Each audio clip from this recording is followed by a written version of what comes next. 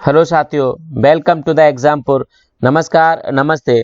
हम हैं एग्जामपुर कलम से क्रांति की ओर। तो गुड मॉर्निंग, क्लास आपकी शुरू हो चुकी है। आ जाएंगे सारे लोग। जैसा कि आप सभी को पता है, मेजर गवर्नमेंट स्कीम, केंद्र सरकार की प्रमुख योजनाओं का पार्ट 3 लेके हम आपके सामने हाजिर हैं। तो मैं आपको एक इंपॉर्टेंट जानकारी यहाँ पे बता देता हूँ। जैसा कि आज आपका पार्ट 3 है, केंद्र सरकार की प्रमुख योजनाओं का पार्ट 3, तो ये तीसरा पार्ट हो जाएगा, तीसरा दिन हो जाएगा। लगातार लगभग 5 योजनाओं को हम पहले 2 पार्ट में देख चुके हैं और आज भी हमारी 4-5 योजनाएं रहेंगी। तो इसका मतलब ये हुआ कि आप योजनाओं को पढ़ते पढ़ते मुझे लगता है बोर हो चुके होंगे। तो कल हमारा जो टॉपिक होगा हम उसको चेंज करेंगे और आगे ऐसे होता है ना कि जैसे आईपीएल मैच होता है तो उसमें एक टीम का लगातार मैच नहीं कराया जाता है, क्योंकि वहां पर क्या होता है, क्योंकि एक टीम का मैच होगा तो दर्शक बोर हो जाएंगे। लगातार अगर आप एक ही टीम के मैच कराते रहो, उनको खत्म करने की कोशिश करो तो दर्शक वहां पर बोर हो जाते हैं। और ताकि टॉपिक को बदलते रहना चाहिए तो हम इसको शिफ्ट करेंगे दूसरा टॉपिक, ताकि आपको वो इंटरेस्टिंग लगे।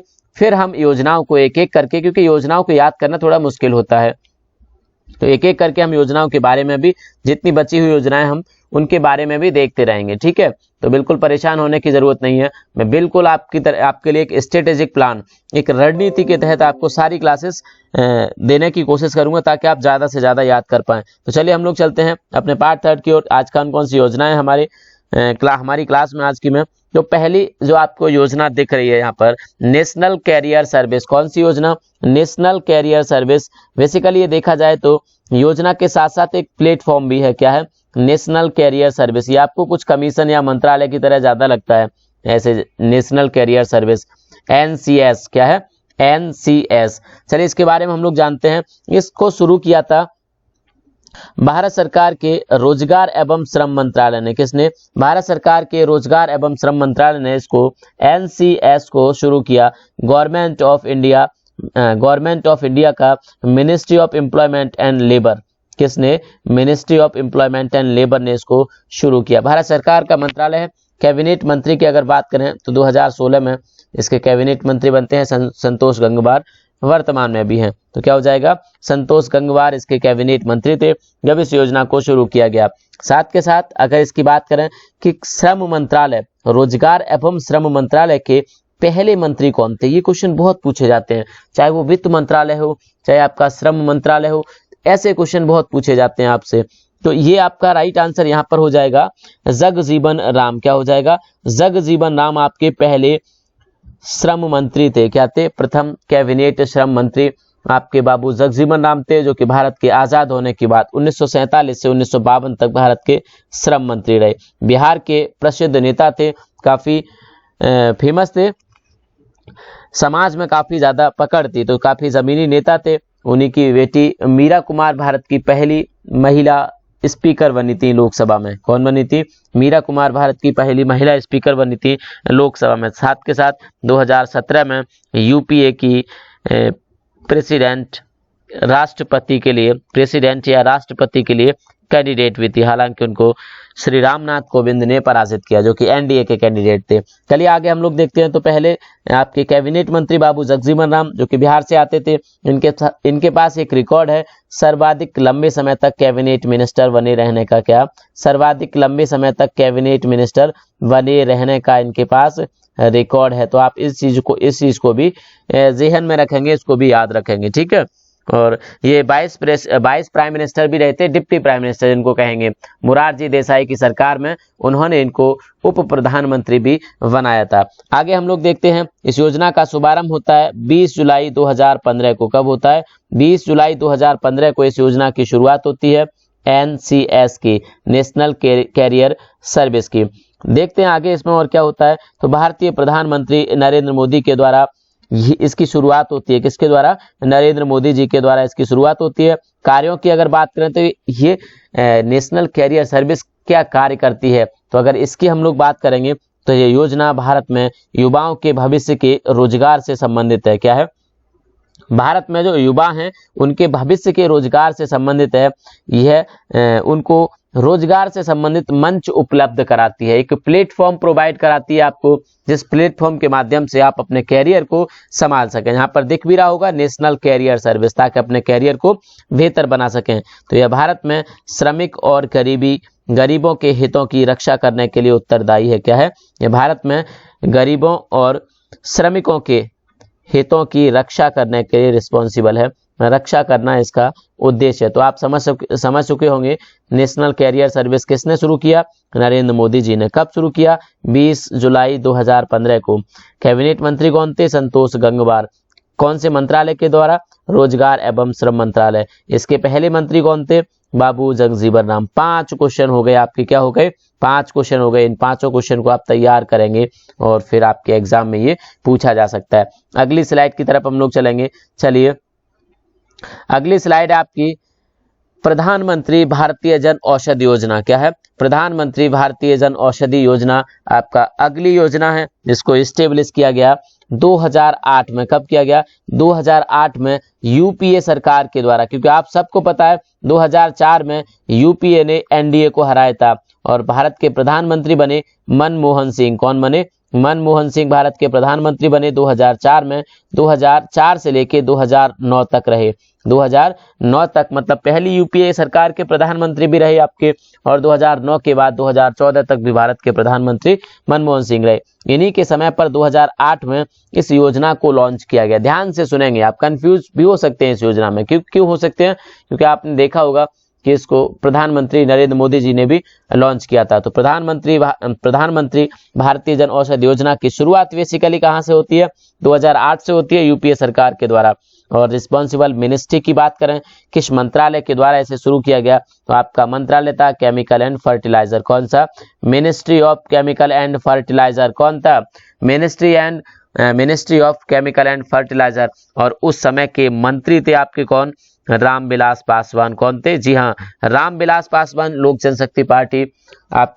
जनशक्ति पार्टी बिहार से आने वाले नेता हैं। कैसे नेता हैं? बिहार से आने वाले दलित नेता हैं। वर्तमान सरकार में भी आपके क्या हैं? ये मंत्री हैं। अब आप कह सकते हैं कि ये तो यूपीए ने शुरू की थी, तो रामविलास पासवान यहाँ कहाँ से आ गए? जी बिल्कुल सही। रामविलास पासवान को अगर देखा जाए तो ऐसा माना जाता है कि उनको अंदाजा रहता है सरकार किसकी बनने वाली है, और सरकार जैसे ही बनती है शिफ्ट कर जाते हैं। मतलब वो मंत्री पद उनको हर सरकार में मिल जाता है, चाहे यूपीए हो चाहे एनडीए हो।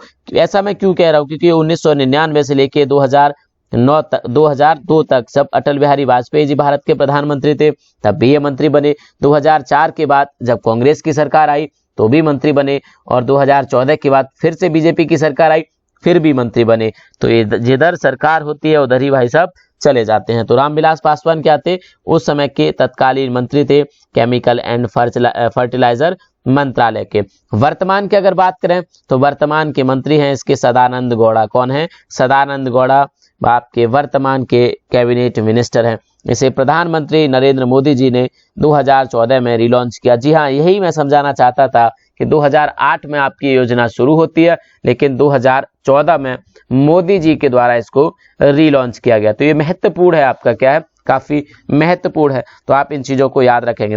फीडबैक देना मत भूला करो आप लोग, ठीक है? फीडबैक दिया करो ताकि मुझे भी थोड़ा सा मोटिवेशन मिले। इतनी मेहनत करता हूँ आपके लिए, तो उसका भी मुझे थोड़ा सा खुशी तो होनी चाहिए, है ना, मेरे को भी। तो आप फीडबैक देना मत भूला करो। जैसा मैं ईमानदारी से कह रहा हूँ, जैसा आपको लगे, कुछ आपको लगता है कि कुछ इसमें सजेशन की जरूरत है तो आप सजेशन दे सकते हैं ईमानदारी के साथ, कोई दिक्कत नहीं है, मुझे तब भी खुशी होगी, ठीक है? और अगर अच्छा लगा है तो नो डाउट आप तारीफ भी करिएगा चीज की, ठीक है? चलिए हम लोग आगे स्लाइड पे चलते हैं और आगे जाके हम देखते हैं इसके बारे में बताया गया, इसके लाभ के बारे में बताया गया है, इस योजना से बेनिफिट क्या है। क्योंकि हर योजना का कुछ ना कुछ उद्देश्य होता है, कोई ना कोई एम होता है। तो हम उस एम की बात करते हैं, उससे पहले उसके लाभ की बात करते हैं कि इस योजना का लाभ क्या है। तो इस योजना के लाभ की बात करें तो पूरे भारत में जन औषधि योजना के अंतर्गत औषधि स्टोर खोले जाएंगे। इसमें क्या होगा? इस योजना के अंतर्गत पूरे भारत में औषधि स्टोर खोले जाएंगे, बल्कि खोले जा चुके हैं और खोले जा रहे हैं, जिनका सामान्य कार्य समय सुबह 8 बजे से शाम 8 बजे तक होगा। जितने भी स्टोर होंगे जो जन औषधि योजना के अंतर्गत खोले गए होंगे वो सुबह 8 बजे उनकी ओपनिंग हो जाएगी और शाम 8 बजे तक वो दवाइयों को वितरित करेंगे। ये दवाइयाँ काफ़ी सस्ते दर पर, मार्केट से काफ़ी सस्ते दर पर आपको दी जाएंगी, ताकि हर व्यक्ति तक औषधि की पहुँच हो। क्या हो? हर व्यक्ति तक औषधि की पहुँच हो। तो आपको पता होना चाहिए मंत्रालय वगैरह के बारे में आप जान गए, ठीक है। तो सुबह 8 बजे से सुबह शाम 8 बजे तक की आपके औषधि स्टोर खुले रहेंगे। इन स्टोर से औषधि को किसी भी व्यक्ति के द्वारा एक डॉक्टर के पर्चे के बिना खरीदा जा सकता है। आपको किसी औषधि की जरूरत है तो आप बिना डॉक्टर से कंसल्ट किए इस स्टोर से दवाई खरीद सकते हैं, दवाई आप खरीद सकते हैं। ये यहाँ पर आपको विशेष सुविधा मिली हुई है। आगे हम लोग देखेंगे, ठीक है। आगे स्टोर पाने वाले सदस्यों को दी जाने वाली राशि, दी जाने वाली सहायता। अगर आप चाहते हैं कि आप स्टोर खोलना चाहे इस योजना के अंतर्गत, तो आपको किस तरह का सरकारी सहायता मिल सकती है, तो हम इसके बारे में देखेंगे। जो व्यक्ति स्टोर को ओपन करता है उसको 1 लाख रुपए फर्नीचर के लिए सरकार द्वारा दिए जाते हैं। क्या दिया जाता है? उसको 1 लाख रुपए फर्नीचर के लिए सरकार के द्वारा दिए जाते हैं। साथ के साथ उस व्यक्ति को 1 लाख रुपए की फ्री औषधि प्रदान की जाती है। ये महत्वपूर्ण है, उसको अपना पैसा भी खर्च नहीं करना इस योजना को चलाने के लिए, क्योंकि फर्नीचर में जो उसका पैसा खर्च होगा उसके लिए 1 लाख सरकार देती है। दवाइयों के लिए, औषधियों को खरीदने के लिए उसको पैसा चाहिए, उसके लिए भी 1 लाख रुपए सरकार इंतजाम करती है। साथ के साथ उसको कंप्यूटराइज बिल देने होते हैं, क्योंकि कंपलसरी होता है मेडिकल स्टोर से आपको कंपलसरी जो कंप्यूटराइज बिल होते हैं उसको देना, ताकि जो दुकानदार होते हैं जीएसटी वगैरह में चोरी नहीं कर पाए। तो क्या हो जाएगा, सरकार की तरफ से 50,000 रुपए कंप्यूटर, इंटरनेट, प्रिंटर और स्कैनर के लिए प्रदान किए जाते हैं, ऐसे भी कह सकते हैं आप, ठीक है। तो इस तरह के स्टोर पाने वाले व्यक्ति को कुल 2,50,000 कितनी 2,50,000 रुपए की सरकारी सहायता प्रदान की जाती है। इस योजना में 20% का लाभ खुदरा विक्रेताओं को तथा 10% का लाभ वितरकों को दिया जाता है। जो आपके रिटेलर होंगे, क्या होंगे, जो आपके रिटेलर होंगे उनको एमआरपी का 20%, किसका, एमआरपी का 20% लाभ, जितना भी होगा एमआरपी उससे उस पे 20% लाभ, क्योंकि इन दवाइयों की एमआरपी भी काफी कम रखी जाती है, काफी कम होती है बेसिकली। वैसे आपने देखा होगा मार्केट में जाएंगे तो एमआरपी बहुत ज्यादा रहती है दवाइयों की, टैबलेट वगैरह की बहुत ज्यादा, कई गुना, कई मल्टीपल टाइप होती है, कई गुना आपकी जो उनकी एमआरपी होती है बढ़ा के लिखी जाती है। लेकिन इन दवाइयों की एमआरपी काफी कम होती है और उसमें उनको 20% लाभ दिया जाएगा जो रिटेलर होंगे, स्टोर के जो मालिक होंगे। साथ के साथ जो वितरक होंगे, डिस्ट्रीब्यूटर होंगे उस एरिया के, उनको 10% का लाभ, क्योंकि डिस्ट्रीब्यूटर जो होते हैं वो ज्यादा मात्रा में दवाइयों की सेल करते हैं, ज्यादा मात्रा में उनके पास से दवाइयां जाती हैं, तो वहां पर लाभ को थोड़ा कम रखा गया है और ये लाभ 20% का होगा। जन औषधि भंडार और वितरकों को दवाओं की समाप्ति होने पर मुआवजे के रूप में कुल बिक्री या वास्तविक नुकसान का 2% मुआवजा लेने का हक होगा। इसका मतलब है कि जन औषधि भंडार होंगे वहां तक अगर दवाई नहीं पहुंच पाती, उनको दवाई नहीं मिल पाती सरकार की तरफ से, तो उनको अपने कुल बिक्री का 2% या फिर वास्तविक लाभ का 2%, जो भी कम होगा वो देना पड़ेगा सरकार को। क्या होगा, उनको जुर्माना मिलेगा। किसको मिलेगा, जो औषधि भंडार के या स्टोर के मालिक होंगे उनको, ठीक है। तो उनको 2% मुआवजा लेने का हक होगा, क्योंकि उनकी दुकान बंद रहेगी, सरकार अगर उनको दवाई प्रोवाइड नहीं कराती तो, है ना, तो उनका क्या होगा, नुकसान होगा, तो उन्हें जो जुर्माना दिया जाएगा कुल बिक्री का 2%, ठीक है। चलिए आगे हम लोग देखते हैं अगली स्लाइड में हमारे पास क्या है इसके लिए। अगली स्लाइड में अगली एक योजना है और इस योजना, ये काफी महत्वपूर्ण योजना है, शुभारंभ। हालांकि इस योजना में कई सारे प्रावधानों को बदल दिया गया है, ठीक है, बदल दिया गया है। तो हम देखते हैं अंत्योदय अन्न योजना। अंत्योदय अन्न योजना, तो अन्न से आप समझ पा रहे होंगे, क्या समझ पा रहे होंगे, अन्न से समझ पा रहे होंगे कि एक राशन की योजना है। जो हमारा राशन होता है, गेहूं चावल वगैरह जो गांव में बांटे जाते हैं, शहरों में बांटे जाते हैं, उस राशन की कोई एक योजना है। तो बिल्कुल सही समझे हैं आप, अन्न से या अंत्योदय राशन योजना, अंत्योदय अन्न योजना राशन वितरित करने के लिए योजना है, ठीक है। चलिए इस योजना की बात करें तो शुभारंभ कब होता है, 25 अक्टूबर 2000 को। कब होता है, 25 अक्टूबर 2000 को इसका शुभारंभ होता है, लगभग 19 वर्ष पहले। कितनी वर्ष पहले, 19 वर्ष पहले इस योजना को शुरू किया गया। उस समय के मंत्री थे, मंत्री से पहले हम मंत्रालय जान लें, फूड एंड सिविल, क्या हो जाएगा, फूड एंड सिविल सप्लाई मंत्रालय के द्वारा। उस समय के आपके मंत्री थे शांता कुमार। कौन थे, शांता कुमार आपके मंत्री थे। इस विभाग के कैबिनेट मंत्री थे? अटल बिहारी जी भारत के उस समय प्रधानमंत्री थे। कौन थे? अटल बिहारी वाजपेयी उस समय भारत के प्रधानमंत्री थे। और ये शांता कुमार इससे पहले हिमाचल प्रदेश के किसके? हिमाचल प्रदेश के 3rd चीफ मिनिस्टर रहे थे। क्या रहे थे? तीसरे चीफ मिनिस्टर रहे थे हिमाचल प्रदेश के। तो आगे हम लोग देखते हैं, वर्तमान मंत्री रामविलास पासवान हो जाएगा। क्या हो जाएगा? वर्तमान मंत्री इस विभाग के रामविलास पासवान है आपके। यह भारत में सबसे अधिक, सबसे गरीब लोगों को सबसे कम राशि पर राशन उपलब्ध कराती है। सबसे कम गरीब कौन होगा? पुअरेस्ट ऑफ द पुअर, गरीबों में भी गरीब जो लोग होंगे उनको काफी सस्ते दर पर, क्या हो जाएगा? उनको काफी सस्ते दर पर राशन उपलब्ध कराया जाएगा इस योजना के अंतर्गत। तो ये आपकी काफी महत्वपूर्ण है, ताकि भारत में जो गरीब लोग होंगे उन तक भी राशन पहुंच सके, उनके भी पेट भर सके। सरकार की जिम्मेदारी है। क्या है? सरकार की जिम्मेदारी है। आगे चलते हैं हम लोग। इस योजना के शुरुआत में 1 करोड़ लोगों को, 1 करोड़ सबसे गरीब लोगों की भारत में पहचान की गई। अभी मैंने बताया था पुअरेस्ट ऑफ द पुअर, गरीबों में भी गरीब, और ऐसे लोग छांटे गए 2000 में जब इस योजना की शुरुआत हुई। लगभग 1 करोड़, कितने थे? तो 1 करोड़ घरों तक राशन पहुंचाने की जिम्मेदारी सरकार ने ली सन 2000 में, 25 अक्टूबर 2000 में जब इस योजना को शुरू किया गया। तो यहाँ पर देखेंगे कि 1 करोड़ लोग सबसे गरीब लोगों की भारत में पहचान की गई, आइडेंटिफाई किया गया, और इन लोगों को 37 किलो राशन में 37 किलो राशन दिया जाता था इन लोगों को, जिसमें चावल और गेहूं, क्या होते हैं? चावल और गेहूं, यही हमारे मुख्य खाद्य पदार्थ होते हैं। गेहूं की लोग रोटियां बना के खाते हैं, और चावल आपने देखा ही होगा, जैसे दाल चावल हुआ, कड़ी चावल हुआ, और आपके बहुत सारी चीजें होती हैं, कुछ लोग मछली चावल वगैरह आदि खाते हैं। तो इस तरह से ये हमारे महत्वपूर्ण खाद्य पदार्थ है, प्रमुख खाद्य पदार्थ हैं। और इसी की भारत सरकार के द्वारा इन्हीं दो खाद्य पदार्थों को देने की शुरुआत की गई, जिसमें चावल 3 रुपए किलो और गेहूं 2 रुपए किलो था। तो ये तो काफी सस्ता हो जाता है ना, 3 रुपए किलो, क्योंकि चावल आई थिंक 60, 70, 80 रुपए, 100 रुपए किलो आता होगा मार्केट में, और गेहूं भी आपका 20, 25 रुपए किलो होता है।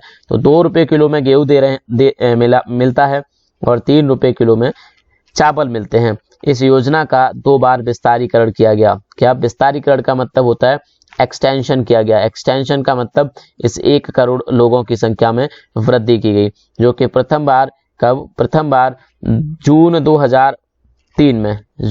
2003 में एवं दूसरी बार अगस्त 2004 में। दोनों ही बार 50 लाख नए गरीब लोगों को इस योजना से जोड़ा गया। क्या किया गया? दोनों ही बार नए 50,000 लोगों को इस योजना के माध्यम से जोड़ा गया, इसमें इंक्लूड किया गया। तो जब दोनों बार 50-50 लाख जोड़ लिए, इसका मतलब 1 करोड़ पहले और 1 करोड़ बाद में टोटल हो जाते हैं कितने? 2 करोड़ लोग। योजना से 2 करोड़ लोग जुड़ चुके थे 2004 तक, और 2004 में सरकार थी किसकी? यूपीए की। किसकी थी? यूपीए की। इसमें क्या होता है कि लाभार्थी जो होता है उसको लाभ उठाने के लिए एक अंत्योदय राशन कार्ड दिया जाता है। क्या दिया जाता है? एक अंत्योदय राशन कार्ड दिया जाता है लाभार्थी को।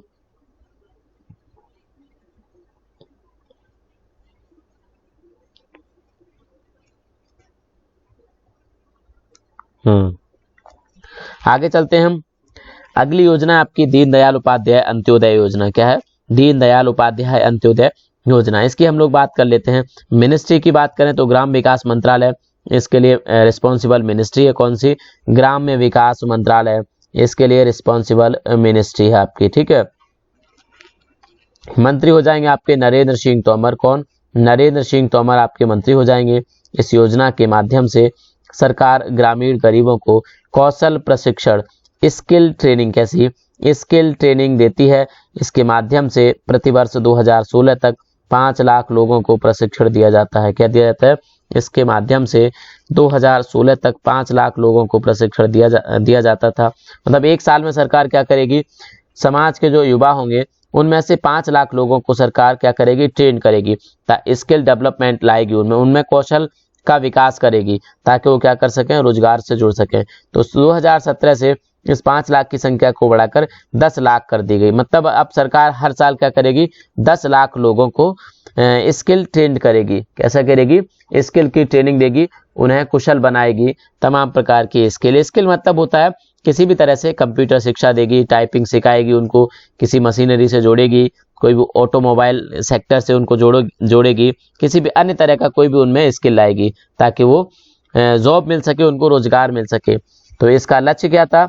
इसका लक्ष्य था भारत के शहरी ग्रामीण क्षेत्रों में कौशल विकास को बढ़ावा देना। इसी की तो हम बात कर रहे थे अभी कि भारत में कौशल विकास को, भारत में जो ग्रामीण और शहरी क्षेत्रों में जो युवा होंगे जिनको नौकरी नहीं मिल पाती आसानी से, तो उन लोगों को कौशल विकास करके, उन लोगों का क्या करके, ट्रेंड करके उनको बढ़ावा देना है, जिससे भारतीय युवाओं का स्किल डेवलपमेंट अंतर्राष्ट्रीय स्तर का हो सके। क्या हो सके? जिससे भारतीय युवाओं का स्किल डेवलपमेंट अंतर्राष्ट्रीय स्तर का हो सके। चलिए हम लोग आगे देखते हैं इसके बाद। हाँ जी, तो इस योजना के बारे में समझ आया। दीनदयाल उपाध्याय जो कि पहले से ही जनसंघ के नेता रहे हैं। कौन रहे हैं? जनसंघ के नेता रहे हैं आपके। इनकी मृत्यु हुई थी आपके मुगल सराय में। कहाँ पर? मुगल सराय उत्तर प्रदेश में आपका क्या पड़ता है? रेलवे जंक्शन है। यहाँ पर मुगल सराय में इनकी मृत्यु हुई थी। संदिग्ध अवस्था में इनका शरीर पाया गया था, इसीलिए इस जगह का नाम भी दीनदयाल उपाध्याय रेलवे जंक्शन रख दिया गया है। दीनदयाल उपाध्याय जंक्शन रखा गया, मुगल सराय स्टेशन का नाम। तो चलिए आगे हम लोग बात करते हैं। ठीक है, तो जनसंघ के नेता रहे हैं आपके दीनदयाल उपाध्याय। चलिए अगला है आपकी स्क्रीन पर, इतिहास की बात करते हैं इस योजना की। तो दीनदयाल उपाध्याय अंत्योदय योजना की अगर बात करें तो यहाँ पर इस योजना का पुराना नाम स्वर्ण जयंती ग्राम स्वरोजगार योजना था। क्या था इसका? स्वर्ण जयंती। इससे क्वेश्चन बहुत पूछे जाते हैं, आप याद रखेंगे इसको। तो स्वर्ण जयंती ग्राम स्वरोजगार योजना, जिसे 1999 में, कब? 1999 में पूर्व प्रधानमंत्री श्री अटल बिहारी वाजपेयी, कौन? पूर्व प्रधानमंत्री श्री अटल बिहारी वाजपेयी। अटल बिहारी वाजपेयी के बारे में जान लेते हैं कि कौन थे अटल बिहारी वाजपेयी। भारत के 10वें प्रधानमंत्री। कौन? भारत के 10वें प्रधानमंत्री थे अटल बिहारी वाजपेयी, जिनका जन्म होता है 25 दिसंबर 1924 को। कब होता है? 25 दिसंबर 1924 को इनका जन्म होता है। कहाँ पर? ग्वालियर में होता है। ग्वालियर में इनका जन्म होता है। मध्य प्रदेश में आजकल ग्वालियर पड़ता है। ठीक है, उस समय भी पड़ता था, तो मध्य प्रदेश में ग्वालियर पड़ता है। इनकी प्रारंभिक शिक्षा भी मध्य प्रदेश से हुई। वैसे प्रारंभिक शिक्षा भी इनकी ग्वालियर में हुई। हालांकि इनका जो गांव था, पैतृक गांव था, वो इटावा में पड़ता है। इटावा से थोड़ी सी दूर है, इटावा के पास ही इनका गांव पड़ता है। लेकिन इनके पिताजी ग्वालियर में जॉब करते थे और ग्वालियर में ही रहे। इनकी प्रारंभिक शिक्षा भी ग्वालियर से हुई। इसके बाद इन्होंने ग्रेजुएशन कानपुर के डीएवी स्कूल से किया, जहां कहा जाता है कि इन्होंने अपने पिताजी के साथ कॉलेज किया, कॉलेज में पढ़ाई की। इनके पिताजी ने भी एडमिशन ले रखा था, अपने पिताजी के साथ रहते थे कानपुर में। वहां से इन्होंने ग्रेजुएशन की और उसके बाद भारतीय राजनीति में उतरे। भारत की स्वतंत्रता आंदोलनों में इन्होंने भाग लिए और उसके बाद भारतीय राजनीति में उतरे। और 6 अप्रैल 1980 को एक नई पार्टी बनाई, जिसका नाम आज सभी जानते हैं। कब बनाई?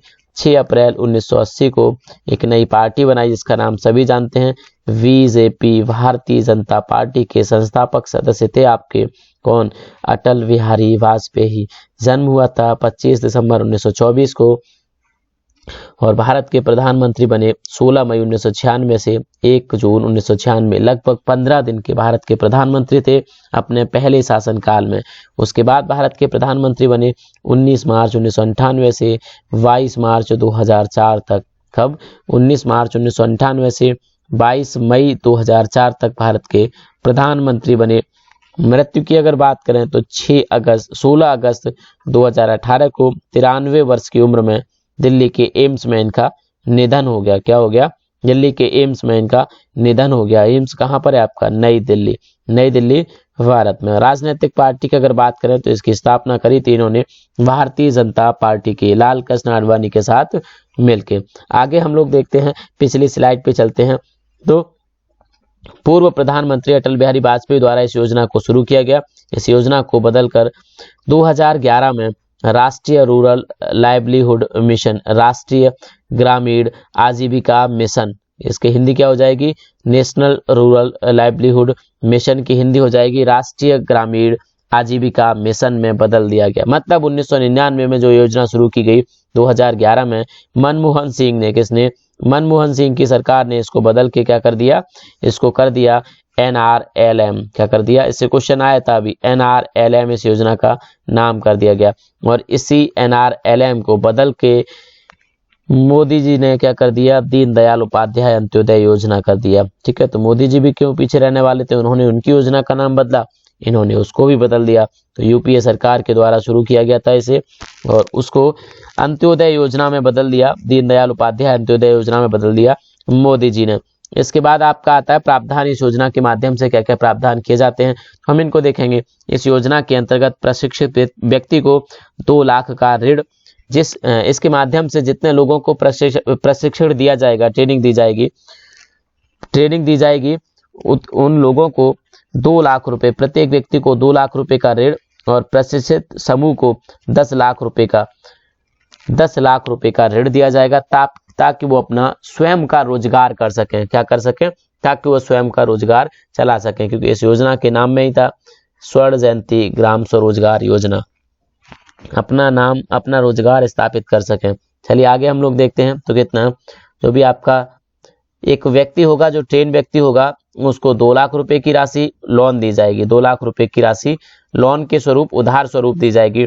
और अगर कोई ग्रुप अपना स्वरोजगार शुरू करना चाहता है, सेल्फ एम्प्लॉयमेंट शुरू करना चाहता है, तो उसको 10 लाख रुपए की राशि दी जाएगी उधार स्वरूप। आगे देखते हैं हम लोग, ठीक है। भारत के प्रधानमंत्री के बारे में देख लिया, 10वें प्रधानमंत्री थे भारत के अटल बिहारी वाजपेयी। आगे देखते हैं हम लोग, ठीक है। हाँ, व्यक्ति क्रम में 10वें हैं, ठीक है, इसको याद रखेंगे। आगे, थैंक्स फॉर वॉचिंग, ये आपकी लास्ट स्लाइड थी। तो इसके बाद हम लोग देख लेते हैं thanks for watching, welcome to the exam. पर आपको लोगो दिख रहा होगा, तो लोगो देखने से आप अब तो जान जाते होंगे ना कि एग्जामपुर का लोगो। अगर आपको यहाँ पे ना भी लिखा हो तो भी आपको समझ आना चाहिए कि एग्जामपुर का लोगो। आप लोग लगाया करिए अपनी फेसबुक वॉल वगैरह पे, व्हाट्सएप वगैरह पे। साथ के साथ आप क्लास को शेयर जरूर किया करो। इस क्लास को शेयर तो खैर नहीं कर सकते, आप एप्लीकेशन पे क्लास पढ़ रहे हैं तो फिर आप शेयर नहीं कर सकते, लेकिन फीडबैक देंगे आप इस क्लास के बाद, ठीक है, इसके नीचे। कल हम अपने टॉपिक को चेंज करेंगे, क्योंकि अब आप योजनाओं को पढ़ते पढ़ते बोर हो जाएंगे, है ना। तो एक नया टॉपिक होगा, उसके बाद किसी दिन हम एक योजना का टॉपिक लेंगे, तो आपको इंटरेस्ट थोड़ा बना रहेगा इस क्लास में। तो कल हमारा टॉपिक दूसरा होगा, उसके बाद फिर कोई और होगा, उसके बाद ऐसे हम बदलते रहेंगे। और हमारी लास्ट तक क्लास, जब तक हमारे सारे टॉपिक कवर नहीं हो जाते, तब तक हम क्लासेस को करते रहेंगे, और बहुत सारा मजा आने वाला है। बहुत सारी नई चीजें आपको सीखने को मिलने वाली हैं इस क्लास के द्वारा, ठीक है। तो थैंक यू, अगली क्लास के लिए बेस्ट ऑफ लक। चलिए मिलते हैं कल, तब तक के लिए आप अपना ख्याल रखेंगे। Thank you, thanks for watching.